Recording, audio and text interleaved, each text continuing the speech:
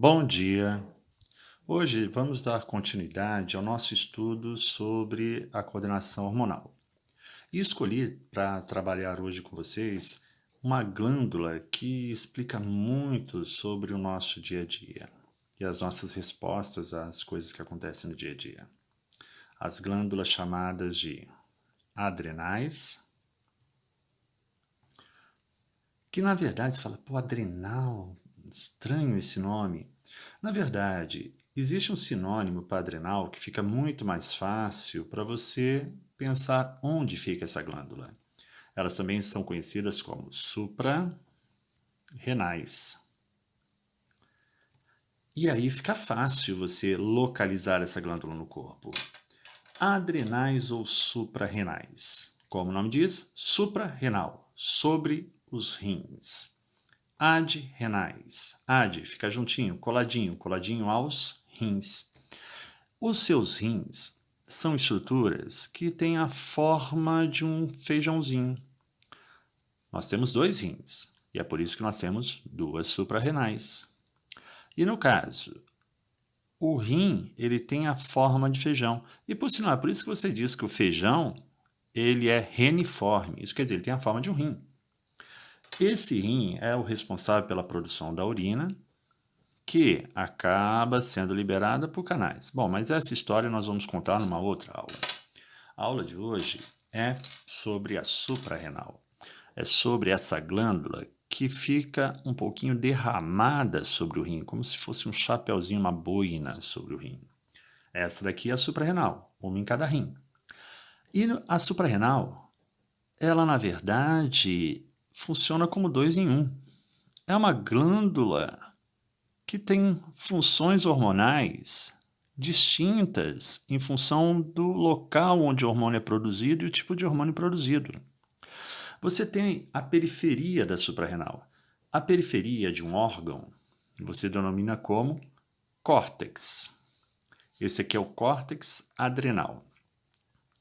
O córtex adrenal ele é responsável pela produção e secreção de hormônios bem diferentes dessa parte interna da adrenal. Essa partezinha interna da adrenal, o meio, você chama de medula adrenal.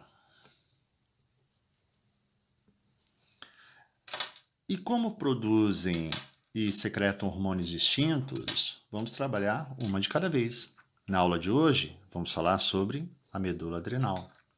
A medula adrenal ela é responsável pela produção de hormônios caracterizados como catecolaminas. Ora, quais catecolaminas são essas produzidas pela adrenal? Ou melhor, o que é essa tal catecolamina? Catecolamina é uma molécula derivada de um anel benzeno com duas hidroxilas denominado catecol. E esse catecol, ele apresenta-se associado a essas aminas, dando origem às catecolaminas. Agora, de onde você consegue essa molécula? Qual é o precursor disso? Na verdade, esse anel benzênico ele deriva de um aminoácido. Então, na verdade, para você conseguir esse catecol para gerar as catecolaminas, você transforma isso a partir de um aminoácido chamado tirosina.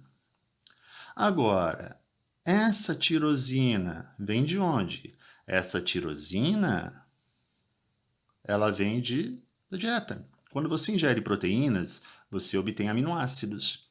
E um dos aminoácidos presentes nas proteínas é a tirosina. Agora, se você não ingerir tirosina, seu corpo pode conseguir produzir tirosina a partir da fenilalanina, que é um outro aminoácido. Então, você pode, através da fenilalanina, converter em tirosina, e através da tirosina, que tem essa função catecol, que tem esse componente da catecol, que é o anel benzênico, você pode derivar essa tirosina, que já vem com uma amina, porque é um aminoácido, em catecolaminas. Aí você fala, pô, mas que estranho. Tá, tudo bem, consigo produzir catecolaminas através de aminoácidos, mas Que catecolaminas são essas? Esse nome parece meio estranho, mas existe, se você pensar no nome mais específico das catecolaminas, fica até mais fácil gravar. Uma das catecolaminas produzidas pela medula adrenal é a adrenalina. Olha o nome. Adrenalina, hormônio produzido pelas adrenais. E uma outra catecolamina é a noradrenalina, que na verdade funciona como uma precursora da adrenalina e também tem ação hormonal no corpo. E nós vamos estudar as duas em conjunto.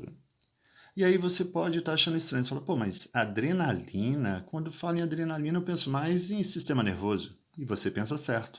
Por quê? A adrenalina e a noradrenalina, elas são produzidas também entre neurônios do sistema nervoso. E não ache estranho, na verdade a medula adrenal, ela deriva do tecido nervoso. E é por isso, quando você se vê numa situação, que virou até gíria, né? Uma situação de maior adrenalina, o seu sistema nervoso é que percebe a situação e dispara tanto a ação endócrina quanto a ação neural. E daí a chamada resposta adrenérgica. Então a resposta adrenérgica é feita tanto por neurônios que se conectam com os tecidos, quanto com adrenalina e noradrenalina lançadas no sangue. E é por isso que o efeito acaba sendo sistêmico.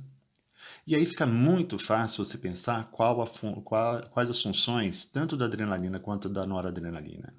É só você pensar numa situação que te dá maior adrenalina.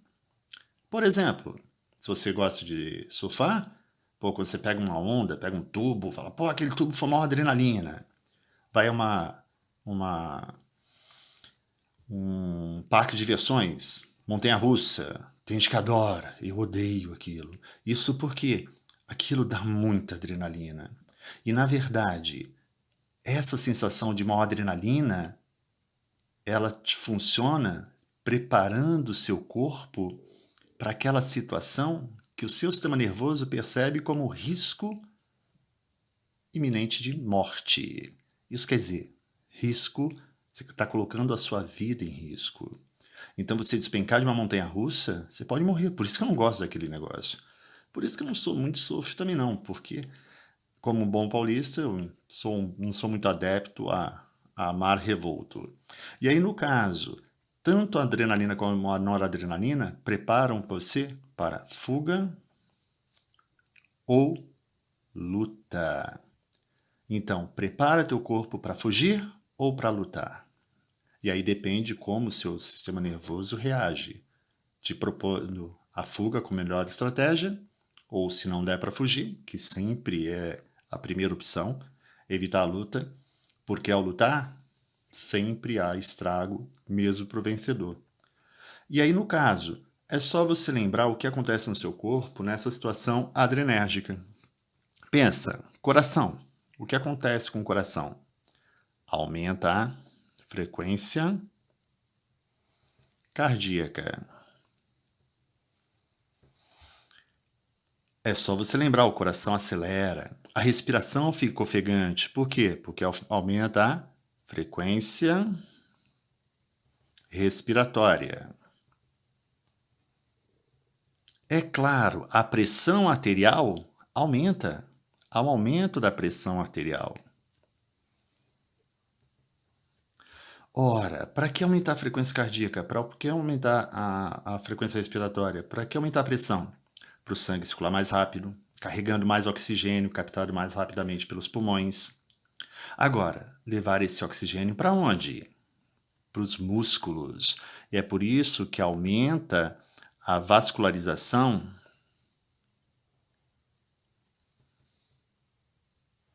dos músculos, mas não qualquer músculo, dos músculos esqueléticos.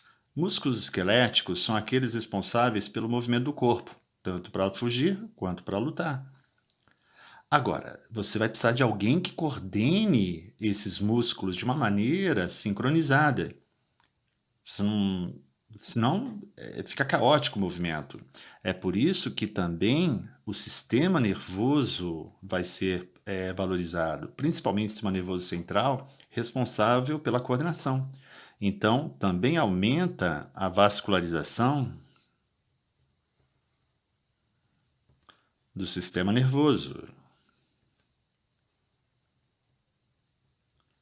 Agora, você não tem como produzir sangue em questão de segundos. Então, na verdade, esse sangue tem que ser desviado de algum lugar. E desviado de onde? A última coisa que você precisa numa hora dessa é parar para comer. E, naturalmente, o seu corpo reduz a vascularização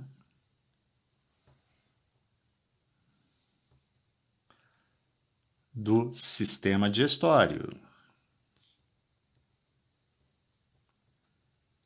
E é por isso, quando você está numa situação de perigo, dá aquele frio na barriga. Se você comeu, aquela sensação de que a comida parou. Não é sensação, a comida parou mesmo. Parou porque também reduz, inibe, na verdade, reduz não, inibe a peristalse intestinal. A peristalse intestinal é importante, é aquela contratura muscular importante para mover os alimentos ao longo do sistema digestório. E, é claro, também reduz as secreções intestinais. E é por isso que dá a sensação de boca seca, você produz saliva com menos água, dá aquela saliva grossa. Isso tem a ver com a redução da vascularização do sistema digestório. A peristalse intestinal reduzida, comida, se você já comeu, comida para no estômago. Então, tudo isso para quê? Para ter mais sangue para os músculos. Além disso, pensa, quando você está numa situação de perigo, de medo, a pele fica branca. Por quê? Porque reduz também a vascularização da pele. E aí o sangue desviado do sistema digestório e da pele vai fornecer mais nutrientes e oxigênio para os músculos, para o sistema nervoso. Aí você diz, ué, mas mais nutriente? De onde é que vai vir esse nutriente se o sistema digestório está imobilizado? Das reservas. Mas lembra, existe a reserva de gordura, que é mais lenta para ser consumida, porque é apolar, porque é macromolécula. Mas existe uma reserva que, assim que hidrolisada, rapidamente é convertida numa molécula pequena, solúvel e de fácil transporte, o glicogênio.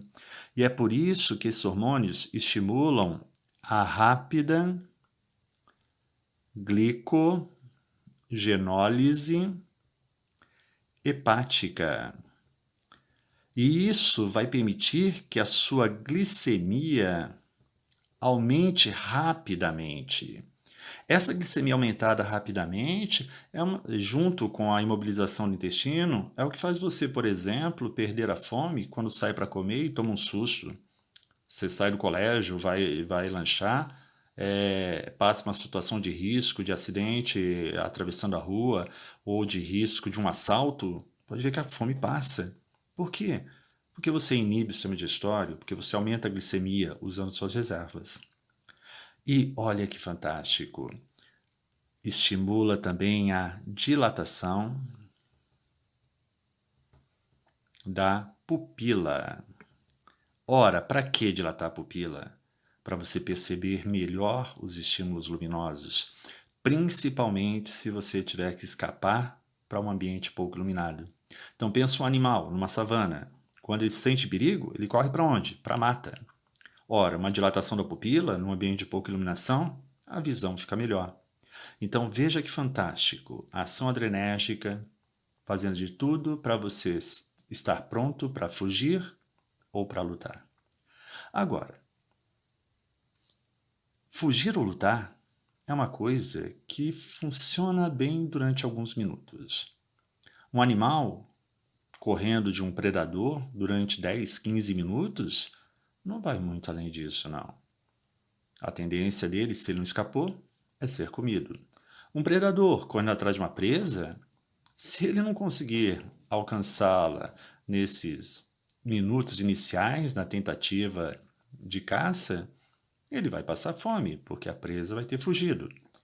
Então, a ação adrenérgica ela é excelente para uma situação pontual limitada.